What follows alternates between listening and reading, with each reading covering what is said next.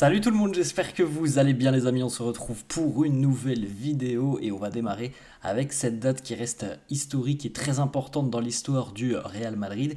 C'était il y a exactement 23 ans, jour pour jour, la finale de la Ligue des Champions entre le Real Madrid et le Bayer Leverkusen qui était à l'époque une finale où Zinedine Zidane avait pu montrer à l'intégralité de la planète tout l'étendue de son talent avec ce fameux but, cette fameuse reprise de volée du pied gauche quasiment de l'angle de la surface de réparation qui s'était logé en lucarne tout simplement du gardien allemand. Ça reste un but pour moi qui est véritablement légendaire et en général quand on me demande quel est le but qui t'a marqué, eh ben je dis souvent que c'est celui-là. Voilà, j'ai toujours l'image en tête de ce but de Zizou légendaire. C'était déjà il y a 23 ans le sacre du Real face au Bayer Leverkusen.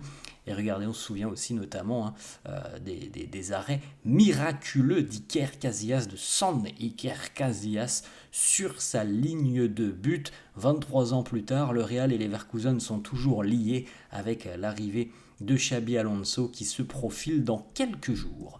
On regarde les amis les unes des quotidiens madrilènes. AS qui titre La Liga de la Mine. Félicitations au FC Barcelone, vainqueur du titre de champion d'Espagne. Le Barça s'est imposé hier 2-0 face à son voisin de l'Espagnol Barcelone. Mathématiquement, c'est fait. Le Barça est champion, félicitations. C'est amplement mérité. Les hommes d'Hansi Flick ont été franchement étincelants presque tout au long de la saison. Ils ont eu un petit trou d'air novembre-décembre, mais ils ont été bien meilleurs que tout le monde et bien meilleurs que le Real Madrid notamment. Le Barça va terminer très largement meilleure attaque de Liga avec beaucoup de spectacles, donc félicitations au Barça. C'est un titre mérité, le 28e titre pour les Blaugrana.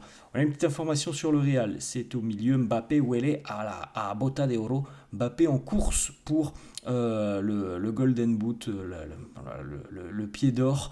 Il est à l'heure actuelle en concurrence avec Victor Gyökeres et Mohamed Salah. Il n'a jamais remporté pour le moment Kylian Mbappé ce prix, donc là il est en course avec Salah et Gyökeres. Marca qui titre Lamine Canta El Aliron. Félicitations encore une fois au FC Barcelone pour ce titre amplement mérité. Pas beaucoup d'informations qui concernent le Real, les amis, sur cette une de Marca, mais celle-là quand même est très intéressante. El Elegido es Alvaro Carreras. On en parle dans quelques instants. On a une petite déclaration de Jude Bellingham, puisque dorénavant, les amis, c'est officiel, même si, on l'avait bien compris quand même sur la chaîne déjà depuis quelques temps, quelques semaines, que le titre n'allait pas revenir au Real cette saison. Donc maintenant, l'objectif pour le Real, c'est de bien terminer et surtout de se lancer tranquillement vers le prochain trophée, à savoir cette Coupe du Monde des clubs. Et Bellingham nous dit cette Coupe du Monde des clubs, c'est une opportunité de gagner un titre différent. C'est ça la réalité, d'être le premier à inscrire son nom dans l'histoire. C'est aussi une chance de jouer aux États-Unis, où on n'a pas l'habitude de jouer, et de se mesurer contre des rivaux et des géants que l'on n'affronte pas. Évidemment, le Real, les amis, va affronter, on verra le parcours, mais des équipes sud-américaines, des équipes peut-être africaines, des équipes peut-être asiatiques. Voilà, c'est cette possibilité aussi, la Coupe du Monde des clubs. Il nous dit c'est une chance d'être la première équipe à remporter ce trophée. On ne prend pas ça à la légère. Ça fait partie un petit peu de l'histoire. Et à côté de ça, c'est aussi un trophée que pour le moment le Real évidemment n'a pas encore remporté, donc c'est une très très belle opportunité pour nous. Le Real, on l'a bien compris, va certainement y aller avec de grandes ambitions dans cette compétition. Alors on verra à quoi ressemblera le Real pour cette compétition, parce que c'est dans un mois maintenant, et on verra quels seront déjà les premiers choix de Xabi Alonso. Mais en tout cas, les merengues ont de légitimes ambitions.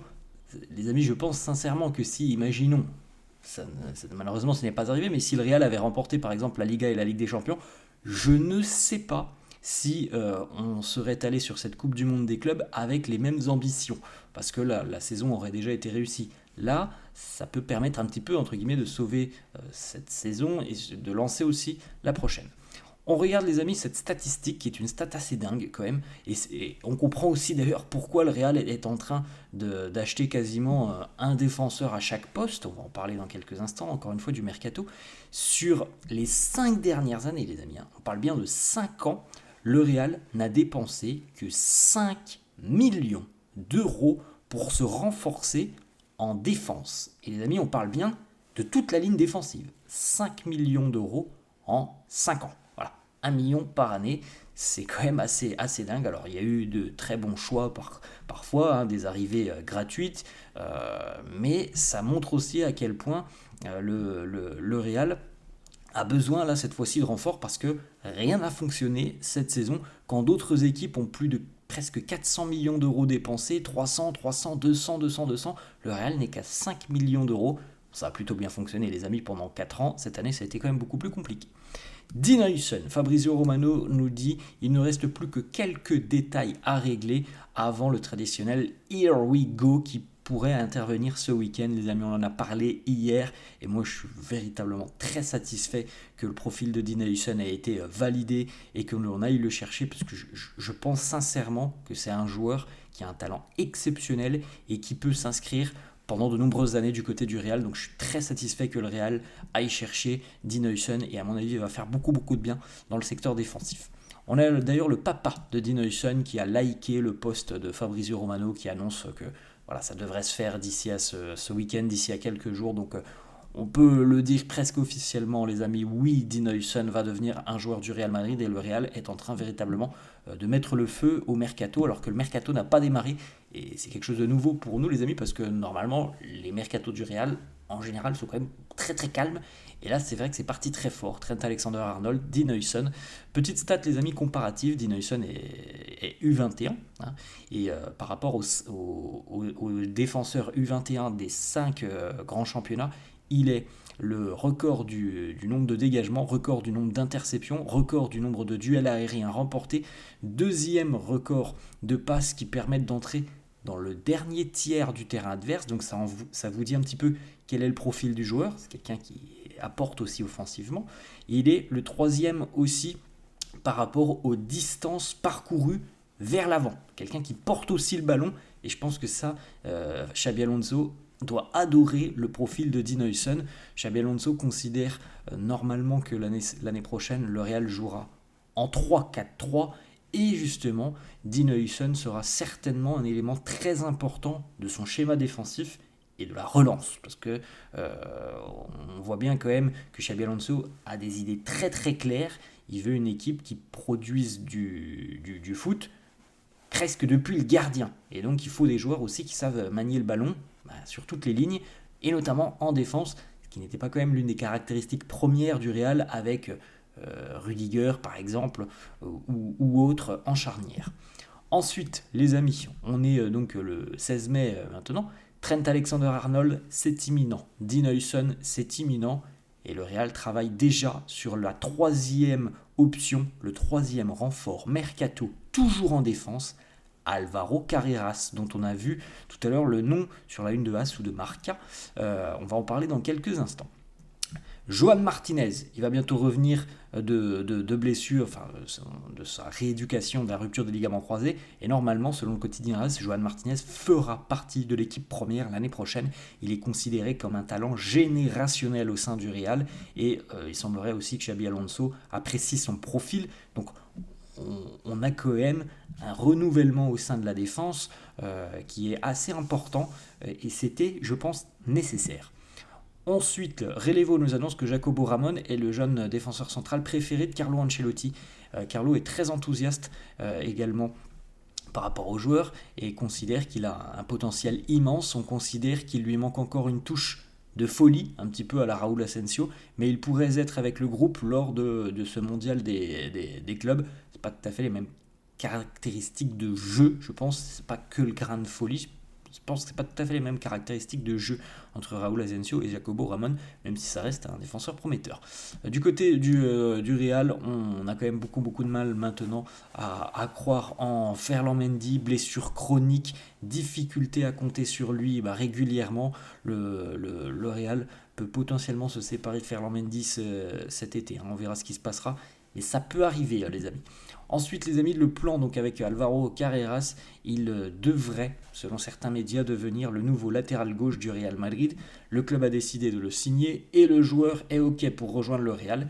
Rappel, il connaît le club, il a été formé 3 ans du côté des catégories jeunes de Madrid, il est maintenant du côté du Benfica. C'est un latéral très très dynamique sur son côté qui apporte énormément offensivement, très doué dans les transitions vers l'avant, très bon aussi en ce qui concerne les centres. On sait bien que c'est une problématique du côté du Real, on a des latéraux qui sont incapables de fournir un centre correct. Ah bah, lui, il a vraiment beaucoup de qualité. Alvaro Carreras, donc le Real aimerait le signer d'ici à une quinzaine de jours. La clause libératoire, elle est de 50 millions d'euros avec le Benfica, mais le Real aimerait que le club lisboète baisse un tout petit peu le prix, mais il semblerait que ça soit quand même bien avancé pour le Real, donc ça va vite sur ce mercato pour le moment. Quelques stats les amis, justement, vous allez pouvoir comparer, donc Alvaro Carreras étant en bleu, vous allez pouvoir comparer les stats de Carreras par rapport à Fran Garcia et à Ferland Mendy, qui sont les deux latéraux du poste. Et vous allez pouvoir constater à quel point Alvaro Carreras est très généralement supérieur à Ferland Mendy et à Fran Garcia. Et ça, c'est quand même assez important.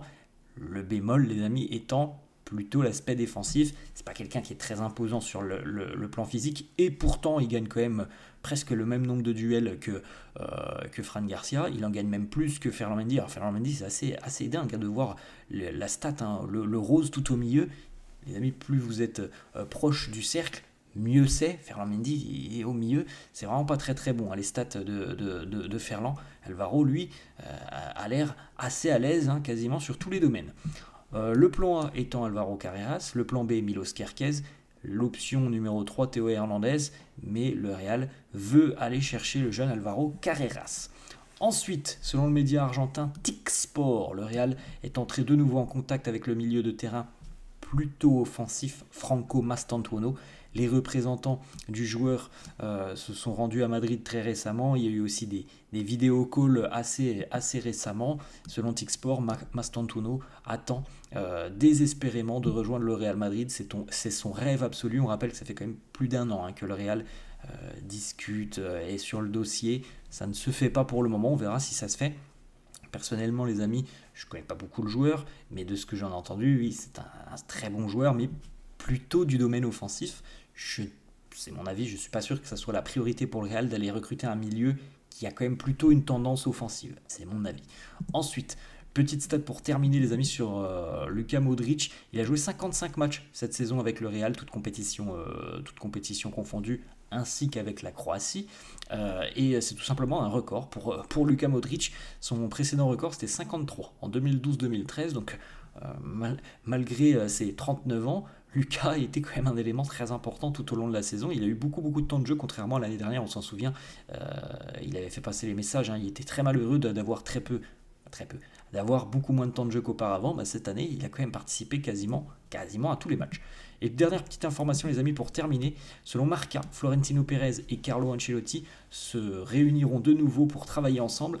Après l'aventure de Carlo au Brésil, il y a des chances, selon Marca, que Carlo revienne au Real, donc 2026-2027, on verra tout ça, mais qu'il ait un nouveau rôle. C'est pas pour revenir en tant qu'entraîneur, qu'il ait un rôle au sein du club.